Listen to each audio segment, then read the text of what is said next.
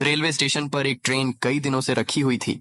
एक बड़ा कबूतर उस पर अपना घोंसला बनाता है, फिर उसी घोंसले में अंडे देता है और कुछ दिनों में अंडों से नन्हे चूजे निकलते हैं। कबूतर खुश था। एक दिन कबूतर दाना लेने जाती है, तभी अचानक ट्रेन चल पड़ी और काफी दूर निकल गई। जब कबूतर आती तो देखती है कि ट्रेन वहां नहीं होती है। कबूतर अपने बच्चों को हर तरफ ढूंढने लगती है। ट्रेन जा चुकी थी। कबूतर उदास एक पेड़ पर बैठी होती है। तभी वही ट्रेन उसी स्टेशन पर वापस आई। कबूतर खुश हो गई और फिर कबूतर ने अपना घोंसला पेड़ पर बना लिया और फिर कबूतर रोने लगी। फिर लाइक सब्सक्राइब नहीं किया।